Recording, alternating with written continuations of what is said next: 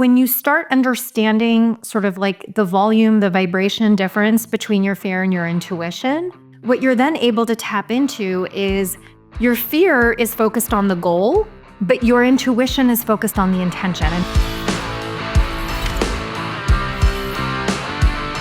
Our guest today is Wendy Paige Sterling, an intuitive prosperity coach and a leadership expert. She's an author, speaker, and the host of the Power in the Pause podcast. She helps high achievers create what they desire in life and in business. Wendy, so excited to have you on the program today. Thank you, Richard. I'm excited to be here. Now, before we hit the record button, we were talking a little bit about the power of the pause and how important that is. We're going to spend a fair amount of time on that today for our viewers. Now, this really resonated with you at a specific moment in time in your life where, a lot of people know it's important to take a step back and reflect and think about what's going on, but knowing that we should do it and then actually doing it isn't always the case. And you bring a lot of that clarity for people now. But there was a moment where that clarity became ever present for yourself. Can you walk us through what happened?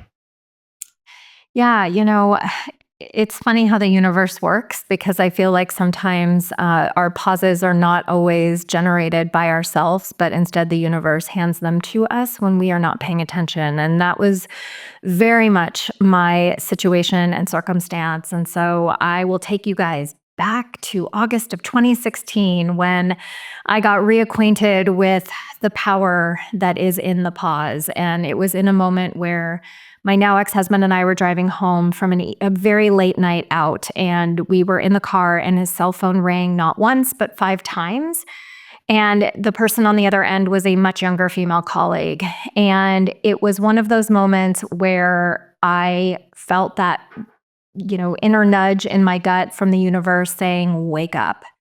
And I remember spending the rest of the car ride in my own thoughts and in my head going, it's almost like I had kind of like the angel and the devil sitting on my shoulders of like, something's wrong. No, he would never do anything wrong, right? The cartoons, right? And so that was really what was happening. And it was in this moment where I was really gifting myself with my breath. And yes, most of it was taken away in that moment. And I remember saying to him, something about this doesn't feel right. And it was that moment, that sensation that I felt within my body that reawakened me to know when my intuition was speaking to me. And the time where your intuition speaks to you is in those moments of pause. And sometimes the universe, sometimes they're delivered in what feels like a 2x4. And in other moments, they are ones that you actually create for yourself.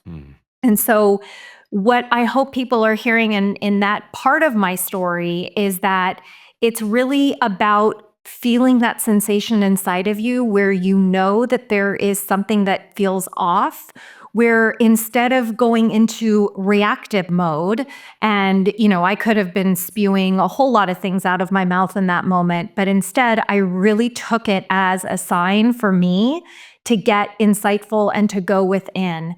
And it really was that wake-up call that I needed to be able to start taking back control of my thoughts, of my time, of my energy. And most importantly, it was time for me to really see what was going on in my life and how I had been a co-creator of the situation that I was now presented with.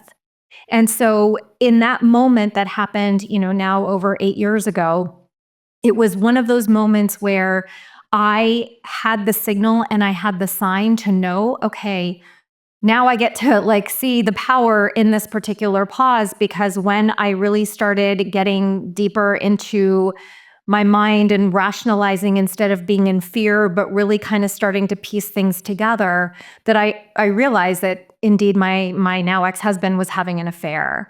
And it wasn't something that I was irrational about in the beginning. It was something that I was paying attention to in that pause moment in the car. And anytime I had a thought coming in over the next 24 hours as I was trying to figure out what the heck to do, I was tapping back into that sensation. And so it was that moment in time where literally everything about how I think, what I believe, the decisions that I make, the thoughts that I have, I now go back into my body to really think about what happened, what was going on. I think what so many of us are so good at is operating on autopilot. And I had that choice in that moment. I could have gone on autopilot and I could have gone, I could have gone in a whole other direction for the last 10 minutes of that drive. Mhm. And I didn't. And I got silent. And part of that was, I also think that so many times we underestimate the power of our words. And I really wanted to be intentional with my words based on what was happening in that particular moment. And so, really, it was that moment 8 years ago that I have gone back to that feeling multiple times. I have found my power in the pause many other times since, deciding to file for divorce, deciding at the same time to leave corporate America and to become an entrepreneur and start my first 7-figure divorce coaching business, to then, my mom passed away and really reevaluating what it was that I still wanted to do. Did I still want to coach divorce? Did I want to do something else? And really, it's those moments of pause that have really gifted me with the opportunity to start making decisions that were in my best interest instead of leaning into a more reactive state that happens when you're on autopilot and what I call people pleasing, and really living your life for other people instead of going inside and choosing to live life for yourself. Yeah, very interesting. Like a visualization comes up for me, which is kind of like the Matrix. And Mm, when you're slowing things down yes. and dodging bullets. And so to a degree, that's what I visualize happening in this pause moment. So you can see the bullets coming at you, and maybe those bullets are your own thoughts. Maybe it's, there's a combination of things happening, but you have the ability now to maneuver through them through having that awareness that's heightened at a level where you can recognize it from not just an emotional feeling, but like literally a physical feeling that's taking place. Yes, 100%. And I love that you just basically called me Neo, which is pretty awesome because The Matrix is such a cool movie. So I'll take that. Yes, yes, you're the emotional Neo for the people that you love to serve. I'm going to give you credit for that, Richard. Okay, sounds good. Yeah, well, I think it's important that people have a level of awareness, and I love how you talked about that like being on autopilot. There's some advantages to being on autopilot in some areas of your life, but you can become overdeveloped, over like focused on being in that autopilot mode, that you tend not to be aware sometimes of the things that's going on. It's kind of like they used to have little blinders on the horses to Yes. keep them from getting distracted by things around them.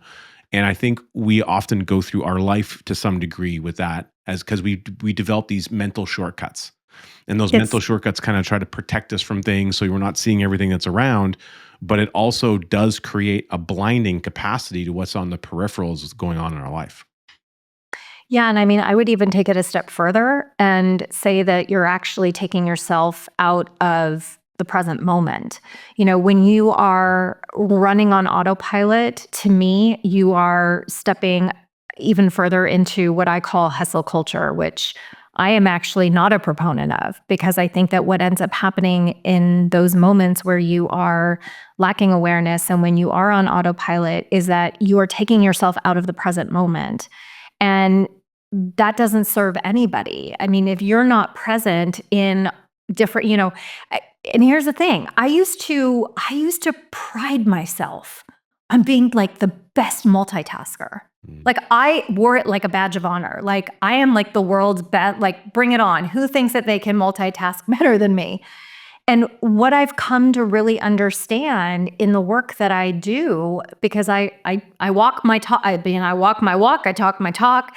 I I was never I never gave anyone 100% of me Mm. at any time, because there's always static and, narratives running in the background, because, or I would pride myself on having a to-do list and checking things off my list, right? And to me, that isn't a sign of actually really being connected with people or really being um, you know, uh, conscious of the life that you're choosing to live. And that's very much how I felt in my marriage. I was on autopilot. I was good. I was good at my corporate job. I was spent 2 decades working in corporate ad sales in the digital space, working in experiential marketing, influencer, sales and marketing. I was so good at what I did. I was miserable because guess what? It took me away from my boys. I traveled, I entertained, my marriage was falling apart. Couldn't give that attention, but I pretended that everything was fine. Mm. Right? Fast forward, becoming an entrepreneur, right? I was really good at being a doors coach, but it was just sucking the life out of me at a certain given point in time. And so, to your point, like it's so easy for us to put the blinders on and just stay on the path. And what I have found and what I've experienced is that all that does is, it sort of starts killing you slowly, right? It's like you're drinking the poison, expecting everything else to die or to shift or to move. But really, at the end of the day, you only have control over you. You don't have control over anything else. So putting the blinders on, it's like this illusion. It's not real. And at the end of the day, you're the one who's going to suffer the consequences, not anybody else. And I think that that's something that becomes hard. I'm a mom. I have 2 boys, who are now 18 and 15. And one of the things that I'm so grateful for, really also choosing to become an entrepreneur, is I'm in charge of my schedule. I am in charge because now what has become so important to me is to stop living life with blinders on, to stop living on autopilot, to stop thinking that the hustle culture is going to reward me with all this money, because it's not. At the end of the day, it depleted me and it was making things a lot harder. And I don't know that people necessarily understand that. Yeah, amazing. Well, when we come back after this commercial break, we're going to talk more about hustle culture and how we can avoid the hustle trap.